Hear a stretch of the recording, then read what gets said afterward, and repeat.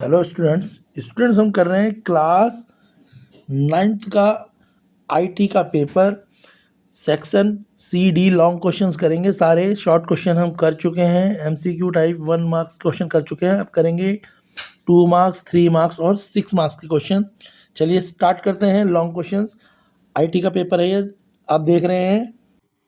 हम करेंगे IT class 9th का, जिसका पेपर कोड है 402। सेक्शन बी करेंगे। सेक्शन ए कंप्लीट कर चुके हैं। सेक्शन बी में 2 मार्क्स के क्वेश्चंस, 4 मार्क्स के क्वेश्चन जो है उनको करेंगे। क्वेश्चन नंबर स्टार्ट करेंगे हम क्वेश्चन 6 से। चलिए स्टार्ट करते हैं।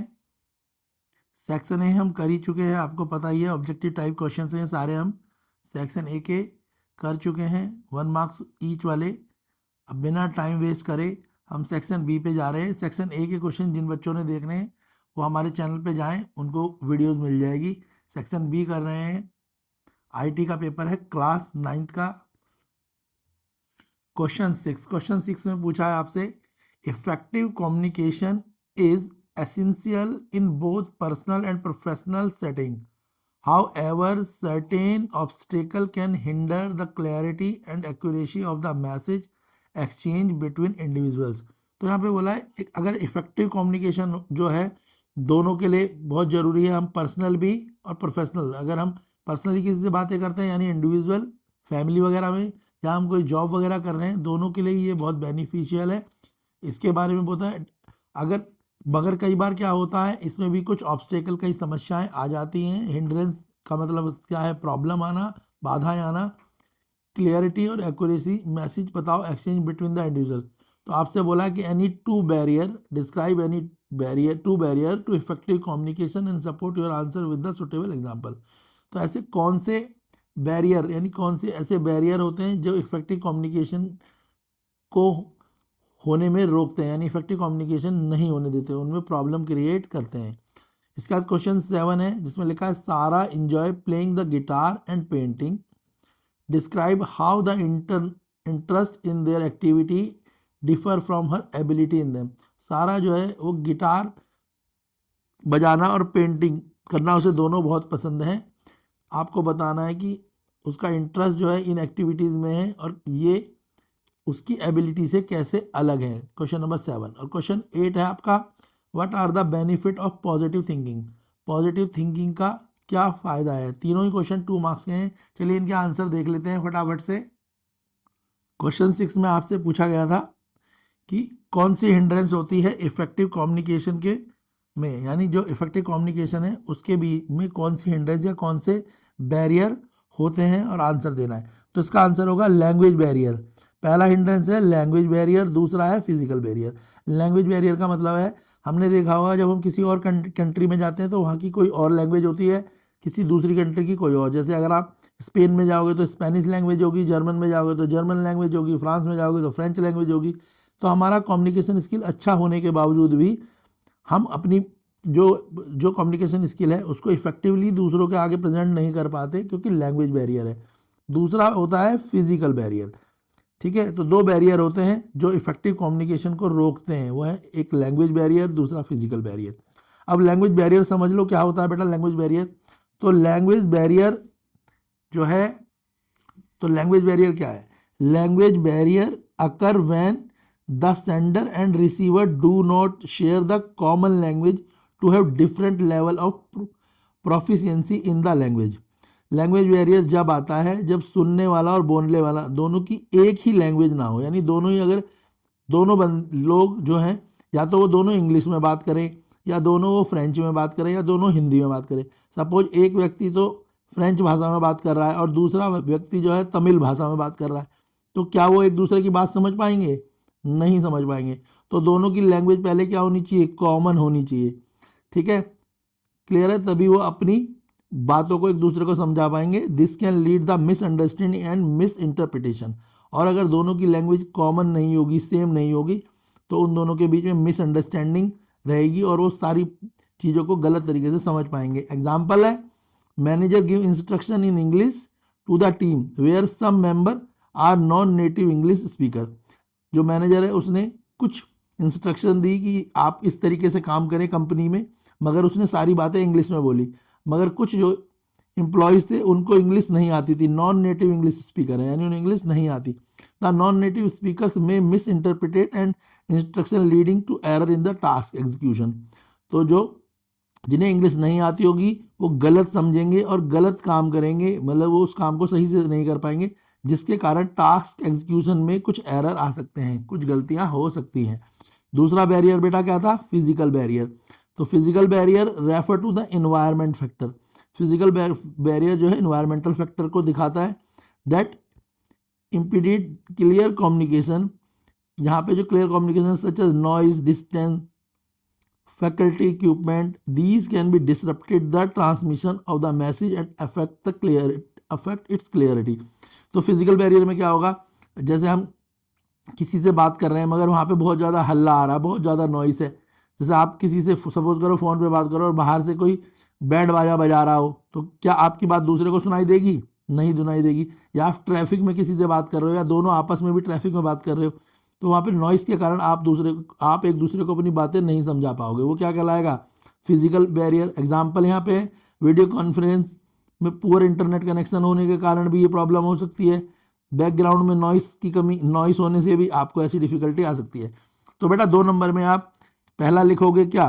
पहला आंसर लिखोगे लैंग्वेज बैरियर और दूसरा फिजिकल बैरियर। ये दोनों बैरियर जो है इफेक्टिव कम्युनिकेशन को खराब करते हैं। ठीक है, फिर आप थोड़ा थोड़ा अपनी बना के भी लिख सकते हो, बाकी मैंने आपको बता दिया।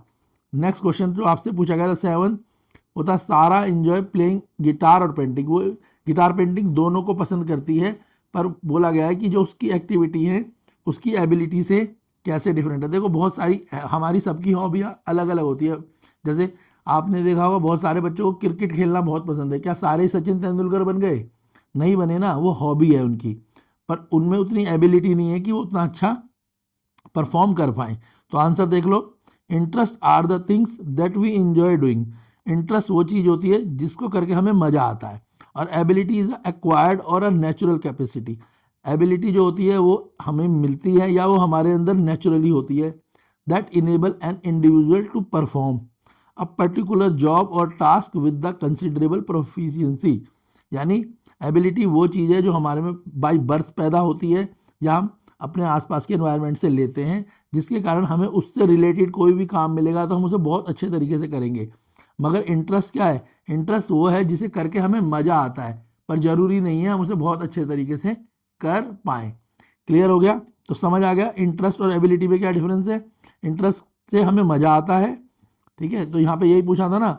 और एबिलिटी जो होती है जिसको हम बहुत अच्छे से कोई काम को करें, तो वो काम करने के लिए हमें एबिलिटी होती है, और वो एबिलिटी हमें नेचुरली मिलती है या हम अपने आसपास से पहले ही ले चुके होते हैं। Next question 8, what are the benefit of positive thinking. तो पॉजिटिव आपने सुना भी बहुत ज़्यादा होगा, भाई पॉजिटिव रहना चाहिए हमारे को। ठीक है, पॉजिटिव रहना, पॉजिटिव थिंकिंग इसका मतलब पॉजिटिव है। जैसे positive thinking leads to good result for you like. तो पॉजिटिव थिंकिंग जो है हमारे रिजल्ट को जो है बहुत अच्छा करती है। जैसे बहुत सारे बच्चे हैं जो पॉजिटिव होंगे तो उनके एग्ज़ाम भी अच्छे जाएंगे। ठीक है, कुछ बच्चे ऐसे होंगे जो कहेंगे नहीं हमें कुछ भी नहीं आता, तो वहाँ पे कहीं ना कहीं वो लैक कर रहे हैं अपनी पॉजिटिवनेस को, और जब वो लैक करेंगे तो वो पेपर देते समय भी क्या रहेंगे? अंडर कॉन्फिडेंस रहेंगे, उनमें कॉन्फिडेंस की कमी रहेगी। तो देखो पॉजिटिव थिंकिंग का क्या फ़ायदा है, यहाँ से याद कर लेना। ओवरकमिंग चैलेंजेस, अगर कोई चैलेंजेस आ रहे हैं, अगर आप पेपर में आप जितना याद करके गए हो फिर भी कुछ क्वेश्चन थोड़े टफ आ गए तो आप उन्हें भी ट्राई करने की कोशिश करोगे, तो ओवरकमिंग चैलेंजेस। दूसरा मेकिंग यू डू वेल और making you are energetic individuals, आप अच्छा भी करोगे और जो काम करोगे उसे पूरी एनर्जी से करोगे। थर्ड है help you to get better at the work, जो भी आप काम करोगे उस काम को आप बेटर तरीके से करोगे, उसमें आपको हेल्प मिलेगी, क्योंकि आप कॉन्फिडेंट हो तो आपका काम और अच्छे तरीके से कर पाओगे। फोर्थ है making you and the people around you happy, और जो आपके आसपास के लोग होंगे वो भी और आप भी खुश रहोगे, क्योंकि अगर कोई काम ऐसा टफ है तो है ना, सपोज करो पेपर में कोई 4 क्वेश्चन ऐसे हैं जो आपको टफ लग रहे हैं, हार्ड है, और वो आपकी क्लास में और बच्चों को भी टफ लग रहे हैं, पर आप कहोगे कोई बात नहीं मैं ट्राई करता हूँ, तो इससे क्या होगा? आप उन क्वेश्चनों को आराम से कर पाओगे। ठीक है, और बाद में बच्चों को भी बता सकते हो कि किस तरीके से क्वेश्चन हो सकते हैं। ठीक है ना, तो आप खुद भी हैप्पी रहते हो अगर आपकी पॉजिटिव थिंकिंग है, और आपके आसपास के लोग भी हैप्पी रहते हैं। आप कोई भी काम बेटर अच्छे तरीके से कर सकते हैं, काम करने में आप एनर्जेटिक फील करते हैं, और आपके लिए कोई भी डिफिकल्ट क्वेश्चन डिफिकल्ट नहीं रहता, यानी आप चैलेंजेस को आराम से एक्सेप्ट कर सकते हैं। नेक्स्ट क्वेश्चन देखते हैं, क्वेश्चन नंबर 9। क्वेश्चन नंबर 9 है आपका, बोला है Paris live in a small coastal town where fishing is the primary livelihood. She notice that many fishermen were struggling to sell their catch at a fair price due to the lack of proper market access, ठीक है, decided to start a corporation that buy fish directly from the fishermen as fair price and sell to the larger market and restaurant in nearby cities.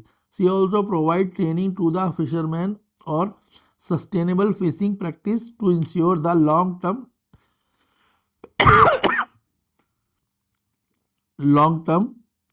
viability. How do you think, ठीक है, Parisha is benefiting her society as an entrepreneur. तो जो है पारिशा जो है वो एक समुद्री एरिया के पास रहती है जहाँ मछली वगैरह को पकड़ा जाता है, उन्हें सेल करा जाता है, मगर वहाँ पर जो ब्रोकर हैं वो उन्हें उतना प्राइस नहीं दे पा रहे जितना प्राइस उन्हें उन मछलियों का मिलना चाहिए। तो पारिशा क्या करती है, वो आसपास के रेस्टोरेंटों में और नियर मार्केट में कांटेक्ट कर लेती है। तो आप बताओ कि पारिशा किस प्रकार की इंटरप्रेन्योर है। इंटरप्रेन्योर का मतलब समझते हो, जो अपने आप रूट लेवल पर बिजनेस को स्टार्ट करते हैं। क्वेश्चन नंबर 10 है, एक्सप्लेन द इंटरप्रेन्योरशिप या एंटरप्रेन्योरशिप, एंटरप्रेन्योरशिप भी पढ़ते हैं इसे, इंटरप्रेन्योरशिप भी पढ़ सकते हो आप। Using example state one difference between entrepreneur और एंटरप्रेन्योरशिप। एंटरप्रेन्योर और एंटरप्रेन्योरशिप के बीच में डिफरेंस बताओ। तो क्वेश्चन 9 और क्वेश्चन 10 जल्दी से देख लेते हैं, इनके आंसर क्या होंगे। क्वेश्चन 9 देख लेते हैं। तो क्वेश्चन 9 में पारिशा जो है अपनी सोसाइटी को किस तरीके से बेनिफिट दे रही है। तो पहला वो इकोनॉमिक ठीक है, एम्पावरमेंट कर रही है, अपने जो भी लोग हैं वहाँ के उनको इकोनॉमिकली मजबूत कर रही है, यानी उनको पैसा कमाने का तरीका बता रही है। तो आप पॉइंटों को भी लिख सकते हैं, इससे भी पूरे 2 नंबर मिलेंगे। तो आप इकोनॉमिक एम्पावरमेंट लिख देना, वहाँ पे मार्केट एक्सेस लिख देना, सस्टेनेबल प्रैक्टिस लिख देना, कम्युनिटी डेवलपमेंट लिख देना और स्किल डेवलपमेंट। तो बेटा 5 पॉइंट लिख दोगे तब भी नंबर मिल जाएंगे। इकोनॉमिक एम्पावरमेंट में आप अपने आप लिख सकते हैं कि इससे क्या होगा, उनको प्राइस मिलेगा, अच्छे प्राइस मिलेंगे। Ensure the fisherman receive fair price, तो फेयर प्राइस मिलेंगे, उन्हें सही पैसे मिलेंगे। तो इकोनॉमिक एम्पावरमेंट पहला पॉइंट लिख देना, ठीक है। दूसरा क्या लिखना है आपको, मार्केट एक्सेस, वो आसपास में जो मार्केट है वो बता रही है कि मार्केट कहाँ है जहाँ पे हमको सही दाम मिलेंगे। तीसरा आप लिख देना सस्टेनेबल प्रैक्टिसेस, वो ये भी बोल रही है कि मछलियों को हमारे को इस तरीके से कैप्चर करना है कि मछलियाँ समुद्र में या जहाँ से भी वो पकड़ते हैं नियर बाई एरिया में बाकी बची रहें, ताकि आगे फ्यूचर में भी उन्हें मछलियों की कमी ना हो। और जो पैसा आएगा उससे आज जो भी उनका गांव के लोग हैं उन सबका डेवलपमेंट हो सके, कम्युनिटी का डेवलपमेंट हो। और वो क्या कह रही है, वो स्किल डेवलपमेंट की बात कर रही है। वो कह रही है मछलियाँ पकड़ना एक स्किल का काम है, तो हमें उन्हें स्किल को यूज़ करके मछलियों को पकड़ना है, ताकि जो हमारा हार्ड वर्क है वो लिमिटेड हो सके। क्लियर है। तो 5 पॉइंट लिखने हैं आपको। नेक्स्ट क्वेश्चन देखते हैं, क्वेश्चन 10th। क्वेश्चन 10th में हमसे पूछा था डिफरेंस बताना एंटरप्रेन्योर और एंटरप्रेन्योरशिप में। तो देखो एंटरप्रेन्योर कौन होते हैं और एंटरप्रेन्योरशिप क्या होती है। तो एंटरप्रेन्योर और एंटरप्रेन्योरशिप समझ लो आप, ठीक है ना। तो आपको दोनों चीज़ें क्लियर हो जानी चाहिए। तो पहला क्या देखो, entrepreneur. Entrepreneur is a person, entrepreneur एक आदमी होता है हु इज सेल्फ एम्प्लॉयड, जो अपना काम खुद करता है, यानी वो किसी के यहाँ नौकरी नहीं करता, वो अपना काम खुद करता है। Is willing to take a calculate risk and bring a new idea to start the business, और वो नए नए आइडियाज से बिजनेस करता है। देखा होगा आजकल बहुत सारे नए बच्चे जो हैं क्या कर रहे हैं, वो अपने लिए रोड पे अलग अलग काम कर रहे हैं। कोई रोड पे मोमोज बेच रहा है, कोई चाउमीन बेच रहा है, कोई ड्रेसेस बेच रहा है, या कोई ऑनलाइन ड्रेसेस बेच रहा है, ठीक है ना, या कोई नए नए स्टार्टअप स्टार्ट कर रहा है। जो अपने लिए, जो अपने स्टार्टअप को खुद शुरू करे, किसी के अंडर में जॉब ना करके अपना आइडिया से अपने आप किसी बिजनेस को शुरू करे, चाहे वो मैन्युफैक्चरिंग का बिजनेस हो सकता है, सेल परचेज भी हो सकती है, उसे बोलते हैं एंटरप्रेन्योर। और एंटरप्रेन्योरशिप क्या होती है, process of developing business plan. Business जो भी है उसको बड़ा करने के लिए जो तरीका लगता है, launching and running the business using innovation to meet customer need. Customer की जो जरूरत है उनको किस तरीके से इनोवेटिव तरीके से, अच्छे तरीके से क्या करा जाए, सॉल्व करा जाए, एंड मेक अ प्रॉफिट, और प्रॉफिट कमाया जाए, उसे बोलते हैं एंटरप्रेन्योरशिप। एंटरप्रेन्योरशिप। तो एंटरप्रेन्योर एक आदमी होता है जो बिजनेस को खड़ा करता है, और एंटरप्रेन्योरशिप एक प्रोसेस होता है जिससे बिजनेस जो है नए प्रकार के बिजनेस से प्रॉफिट कमाया जाता है, वो भी इनोवेटिव तरीके से। ठीक है ना, समझ आ गया। जैसे आपने देखा होगा कि आज की डेट में, पहले भी रेस्टोरेंट होते थे और आज भी रेस्टोरेंट है। पहले जो रेस्टोरेंट होते थे लोग वहाँ खाना खाने जाते थे, टेस्टी टेस्टी खाना खाने, मगर आज जो रेस्टोरेंट है उनका नाम फाइन डाइनिंग कर दिया गया है। तो फाइन डाइनिंग में क्या होता है, वो खाने की क्वांटिटी तो कम देते हैं पर खाने को इस तरीके से दिया जाता है, आपको प्रेजेंट करा जाता है कि आपको खाना देखने से ही बहुत अच्छा लगने लगता है, और फाइन डाइनिंग के कारण आप रेस्टोरेंट के कंपैरिजन में फाइन डाइनिंग में ज़्यादा पैसा पे करते हैं। तो वो एंटरप्रेन्योरशिप का हो गया, समझ आ गया। तो एंटरप्रेन्योर एक आदमी होता है और एंटरप्रेन्योरशिप एक प्रोसेस होता है जिससे बिजनेस को बढ़ाया जाता है। और एंटरप्रेन्योर कौन है, वो एक व्यक्ति जो अपने लिए एक आइडिया लगा के बिजनेस को खुद स्टार्ट करे। समझ आ गया क्वेश्चन 10। अब क्वेश्चन 11 करते हैं। अब हमें इसमें क्वेश्चन 4 क्वेश्चन करने हैं, टोटल 6 क्वेश्चन दिए हुए हैं आपको, 11, 12, 13, 14, 15, 16। आप एनी 4 क्वेश्चन करेंगे, 2 मार्क्स ईच है। चलिए क्वेश्चन 11 देख लेते हैं। क्वेश्चन 11 है, suppose a mechanical engineer is working on designing a new automotive part, who wants to use the software for drawing, designing and for simulating and testing the design. List the software that can be used. तो एक mechanical engineer है, तो इसमें पूछा हुआ है कि अगर वो क्या करेगा, सॉफ्टवेयर को यूज़ करके ड्राइंग डिजाइनिंग वगैरह करना चाहता है तो कौन कौन से सॉफ्टवेयर यूज़ करेगा, क्वेश्चन नंबर 11 में। तो अभी सॉफ्टवेयर बताएंगे कौन कौन से हैं। क्वेश्चन 12 देख लो, बोला Ramit school has recently adopted learning management system. तो एक फुल फॉर्म आती है कई बार LMS की, तो LMS की फुल फॉर्म है लर्निंग मैनेजमेंट सिस्टम। तो उनका जो स्कूल है उन्होंने LMS जो है उसको अभी स्टार्ट करा है यूज़ करना। आपको बताना है, एक्सप्लेन करना है, how this platform can improve the Rahul overall learning experience. तो राहुल का जो ओवरऑल लर्निंग एक्सपीरियंस है वो इस पर कैसा रहा होगा। ये मिस प्रिंट है एक ऊपर रमनीत स्कूल में, ठीक है। तो यहाँ राहुल के बारे में, रमनीत के स्कूल में और राहुल के बारे में, वैसे यहाँ भी रमनीत होना चाहिए। क्वेश्चन नंबर 13 देखो, suppose you are editing a project report in a, ठीक है, LibreOffice Writer, your supervisor ask to replace every instance on the word global with a local throughout the document instead of manually searching and changing each word. Sana wants to use the quick method. Which features should you use to perform this task efficiently and what is the shortcut? तो एक editing project को use करा गया है ना, वो उन्हें एक प्रोजेक्ट को एडिट करना है, तो उसके लिए बोला है कि कैसे उसकी इफिशियंसी बचाई जाए और कौन कौन से जो है शॉर्टकट का यूज़ करा जाएगा। नेक्स्ट क्वेश्चन है क्वेश्चन 14। इसने बोला है someone is working in a month sales report using the calculate the data set showing. तो आपको आइडेंटिफाई करने हैं tool in the calculate to visual represent data में, और एक्सप्लेन करने हैं advantage of using this tool in the report. हम 4 question करेंगे 11, 12, 13, 14, क्योंकि इसमें ओनली 4 ही क्वेश्चन करने हैं। चलिए आंसर देख लेते हैं इन चारों क्वेश्चन के। तो बेटा ये आंसर्स हैं आपके क्वेश्चन 11 के, क्वेश्चन 12 के, 13 के और 14 के। ये सब आप आंसर देख लें, ठीक है ना, तो आप समझ जाएंगे और इनको आपको लर्न करना है। ये आंसर आपको देख रहे हैं क्वेश्चन 11, 12, 13, 14, ये इनके आंसर्स है। क्वेश्चन 11 में, ठीक है, कैड और कंप्यूटर एडेड मैन्युफैक्चरिंग हो गई, ये आपको दे रखा है, जो ड्राइंग डिजाइनिंग वगैरह में काम आएंगे। क्वेश्चन 12 में आपको बताया learn lesson any time anywhere. अगर LMS का यूज़ करेंगे तो क्या होगा, कहीं पर भी लेसन को पढ़ सकते हैं, यानी डिजिटली है ये। क्वेरीज वगैरह को आप सबमिट करा सकते हैं, पार्टिसिपेट कर सकते हैं ठीक है सर, को में आपको एक्टिविटीज़ में, और पेरेंट्स और मॉनिटर कर सकते हैं जो भी बच्चे सीख रहे हैं। क्वेश्चन 13 आपको बताइए, यहाँ पे फाइंड कर सकते हैं, रिप्लेस करते हैं फीचर्स किसके थ्रू, टेक्स्ट और वगैरह को रिप्लेस कर सकते हैं। कैसे जाएंगे आप इसमें, एडिट मेन्यू के थ्रू जाएंगे। और क्वेश्चन 14 में आपको बताइए, तो जो फ्लो चार्ट होगा उसमें आप विजुअल चैरिटी कर सकते हैं, बेटर डिसीजन ले सकते हैं, ठीक है, कस्टमाइजिंग कर सकते हैं या ऑटो अपडेट भी कर सकते हैं। तो ये क्वेश्चंस आपको 11, 12, 13, 14 के आंसर्स मैंने लिख दिए हैं, आप इन आंसर्स को लर्न कर लें। चलिए अब आगे के क्वेश्चंस कर लेते हैं, जो 4 मार्क्स क्वेश्चन है, उन्हें भी फटाफट से देख लेते हैं।